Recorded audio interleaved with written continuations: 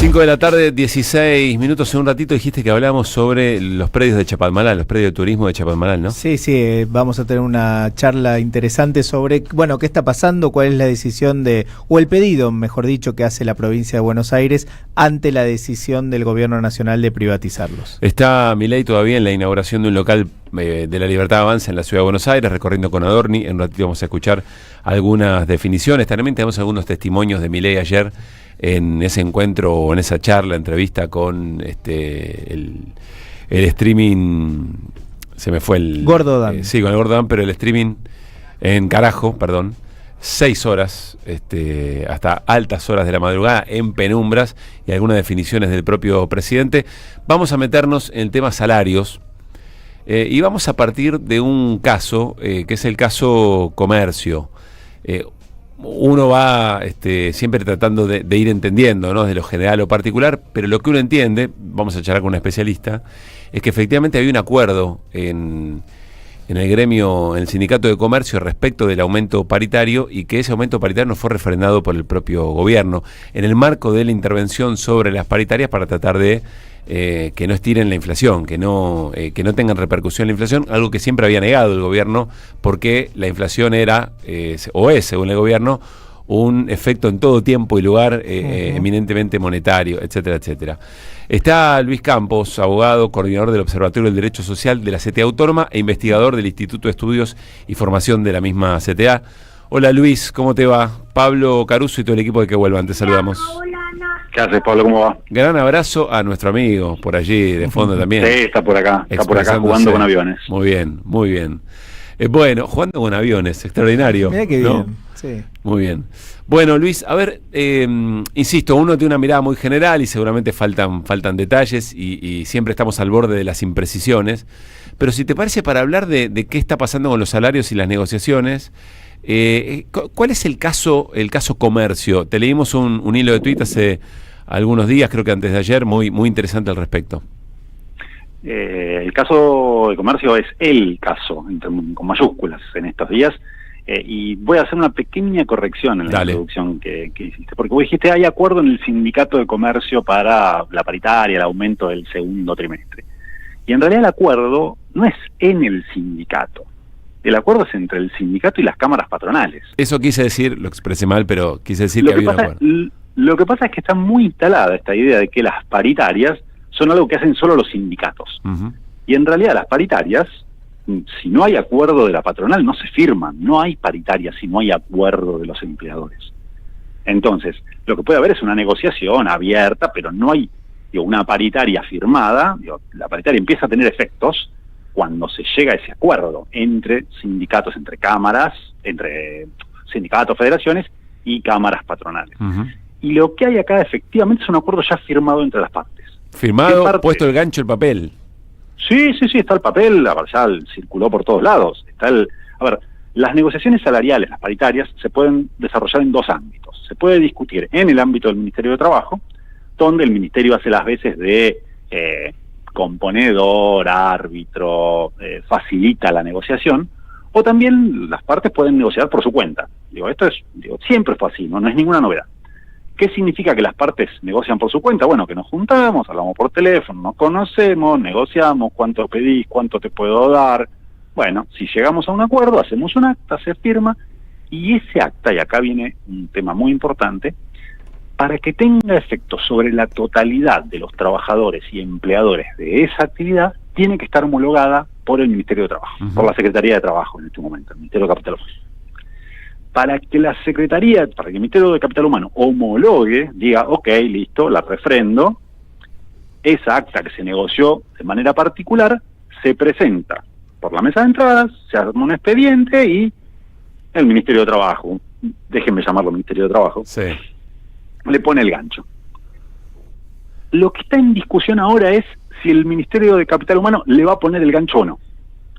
Y esto es muy importante porque, insisto, mientras no le ponga el gancho, no tiene efecto sobre la totalidad de los trabajadores y empleadores de ese ámbito de la actuación. ¿Y sobre puede estar el acuerdo firmado? ¿Y sobre quiénes sí tendría, estando el acuerdo firmado, no estando homologado por trabajo, sobre qué trabajadores sí tendría impacto? Sobre ninguno. O sea, tendría impacto sobre los firmantes del acuerdo. En un acuerdo entre sindicato y empleadores, esto puede tener obligaciones recíprocas entre las cámaras y los sindicatos, pero no respecto de los trabajadores. Para que tenga efecto sobre los trabajadores, tiene que estar puesto el gancho del Ministerio de Trabajo. Bien. Y lo que pasa es que el Ministerio no lo está queriendo poner. ¿Por qué no lo quiere poner? Básicamente porque dice que negociaron un aumento de salarios muy elevado. No lo dice por escrito, pero hoy hubo ahí algún adelanto por escrito. Pero lo que está diciendo es, esto va más allá de la pauta que estableció el gobierno. El jefe de gabinete dijo... ¿De cuánto estamos hablando? Es que dice que pusieron una pauta, pero no la pusieron. Ahí viene alguna de la irregularidad. Digo, si ponen una pauta, la tienen que poner por escrito. No pueden ponerla, no pueden decir hay una pauta, pero no decir cuánto es. Lo que informalmente se dice que ronda el 1% de aumento salarial. Pero, de vuelta, es todo informalidad, es todo vía de hecho, diríamos los abogados. No es muy jurídico lo que están haciendo.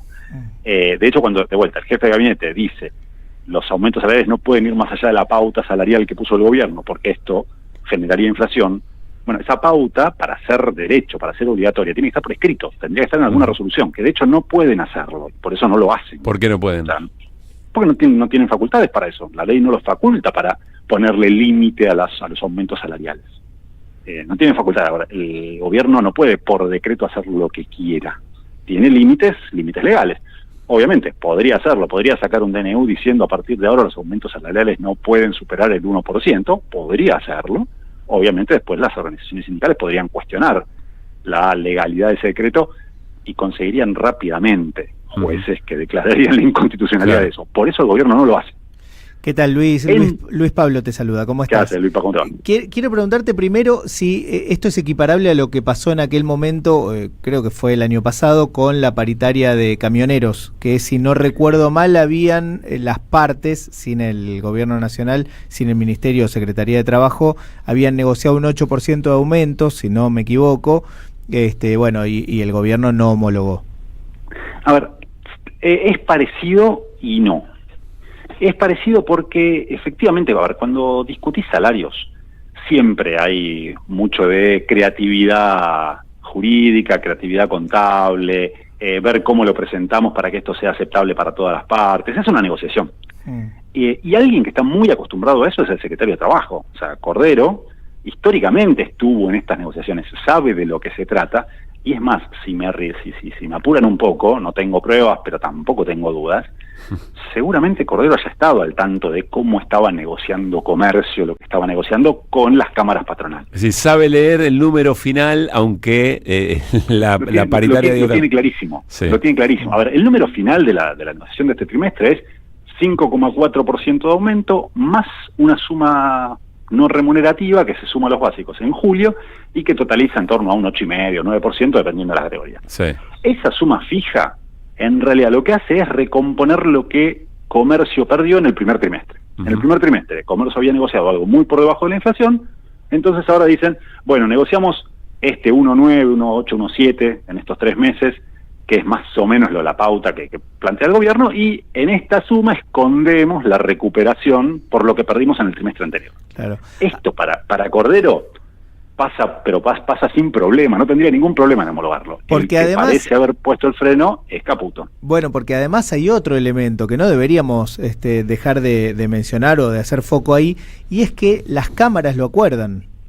Sí, las cámaras, claro, las cámaras firmaron. Están diciendo, nosotros ese aumento que ustedes o ese equilibrio al que se llegó, lo podemos pagar. Están diciendo eso. Las cámaras dicen lo podemos pagar. Lo que pasa que también, a ver, acá nadie es ingenuo, lo que está en el trasfondo es que esos comercios después dicen, bueno, después lo traslado a precios. Y ahí el gobierno es donde se para de manos el gobierno. El Ministerio de Economía, porque insisto, la Secretaría de Trabajo yo creo que no tendría ningún problema en homologar este acuerdo. Sí. Pero el Ministerio de Economía se para de manos y dice ningún tipo de aumento porque esto se me va a precios, y mi discusión es, en este momento, mi prioridad es controlar la inflación y bajarla lo más rápido posible, por más que el costo de eso sea profundizar una caída salarial. Y supongo, Luis, que también se juega en el caso del gobierno, además del traslado a precios y la inflación, el tema de los propios aumentos que tiene que dar el gobierno nacional. Me refiero a los empleados estatales. No, ahí te diría que no tanto, porque en ese sentido, en el último año, el aumento promedio que están teniendo los estatales en todos los niveles, no solo nacional, digo, las provincias, incluso las provincias gobernadas por sectores más pro trabajador, también vienen dando aumentos muy por debajo de los aumentos que se dan en el sector privado. Así que, pero a eso me refiero, si el aumento promedio del trabajador privado fuera del 5%, ¿cómo sostiene el gobierno nacional aumentarle por abajo del 1% o el 1% a los estatales? Lo sostiene, lo firma, no tiene ningún problema, no le genera ninguna contradicción. Ya lo demostró durante el año. A ver, modifico un poquito la pregunta de Luispa. ¿Qué significa, en todo caso, el acuerdo en comercio para el resto de los registrados privados? Ahí sí hay algún tema, porque el resto está mirando más o menos lo mismo. De hecho, ya hubo aumentos de sectores de la actividad privada en los mismos términos que comercio. Sí. Sanidad, por ejemplo. Sanidad acaba de tener un aumento parecido. Todavía no está homologado, pero no generó el ruido que generó comercio. Gráficos, automotrices, o sea, mecánicos. Hay distintos sectores que ya tuvieron negociaciones para este trimestre en esos niveles. Y son negociaciones que todavía no están homologadas y que no generaron tanto ruido, porque en cierto sentido la paritaria de comercio es una paritaria de testigo. Y es una paritaria muy importante. Sí. Es muy importante porque estamos hablando de 1.200.000 trabajadores. Pero no estamos hablando de por ahí una paritaria que le llega a 50.000, 60.000 y que de última puede pasar abajo del radar. Esta no pasa por abajo del radar. Y si efectivamente comercio negocia del 8,5, 9, y muchos otros sectores de la actividad privada van a ir tal vez por números parecidos. Y esto no se lleva muy bien con las urgencias que tiene el gobierno de bajar la inflación y evitar que esta devaluación, pongámosle el nombre que quieran ponerle, o por lo menos esta liberación del tipo de cambio que tuvimos en estas semanas, parcial, pero dale, que se le vaya lo menos posible a precios. Claro. Y una forma de que no se vaya a precios es conteniendo todo lo que puedan los aumentos salariales. Que además nadie se lo factura, pero rompe el dogma por completo del gobierno, ¿no? No, a ver, el discurso de que la inflación es un fenómeno puramente monetario, olvídense, está guardado en el cajón de los recuerdos. Milei es una figurita que tienen para cacarear en público, no mucho más. La política del gobierno pasa por otro lado. No son las declaraciones del presidente. O sea, el presidente puede hablar y lo dejan hablar, eso les rendirá políticamente. La discusión económica está pasando por otro lado, y en ese sentido es un gobierno mucho más ortodoxo, mucho más heterodoxo de lo que parece. Uh-huh. De hecho, están tratando de frenar la inflación a como pueden, manteniendo el tipo de cambio, controlando salarios, manteniendo de alguna manera el precio de los servicios públicos, sin tocarlos mucho. Hay que ver si eso después les resulta, porque aparte de eso no se lleva muy bien con el resto de las políticas, y al menos con el plano discursivo del gobierno. Pero bueno, esa es parte de la discusión del gobierno que tiene ahora. A ver, Luis, estamos charlando con Luis Campos de la CTA, Autónoma. Casi lo último, te diría. Mencionaste algunas paritarias. ¿Qué pasa con las otras? ¿Cómo estarías? ¿Cómo caracteriza el resto? Siempre pensamos en aceiteros, en bancarios. El resto de las paritarias que te parezca que son importantes contar, como para saber cómo viene perfilando la cosa. A ver, algunas vienen con una discusión mensual para bancarios, químicos, que vienen ajustando a mes vencido, es decir, miran la inflación del mes pasado y ajustan. Hay que ver de vuelta qué va a hacer el gobierno cuando se le presenten esos acuerdos. Aceiteros acaba de negociar un 20% de aumento salarial. También es cierto, hay que ver qué va a pasar cuando el gobierno tenga o no que homologar esos acuerdos. A ver, la homologación siempre lleva un tiempo. Uh-huh. Después tenés otras actividades que ya habían negociado, con lo cual no tienen tanta urgencia. Camioneros, entidades civiles y deportivas, la propia paritaria del sector público, que, de vuelta, todas van a perder muy feo contra la inflación en estos meses, sobre todo marzo y abril, que van a dar muy mal. Pero bueno, me parece que ahí el gobierno ya decidió que va a pagar el costo de enfrentar una caída salarial importante en estos meses, con en paralelo la venta de la esperanza de que ahora sí la inflación se va a caer como un piano. Pero espera, más que costo, por lo que contás, es el método. No es un costo. El método para mantener la inflación abajo, entre otros, es pisar además del tipo de cambio, pisar lo salarial. El salario. Sí, pero no deja de ser un costo.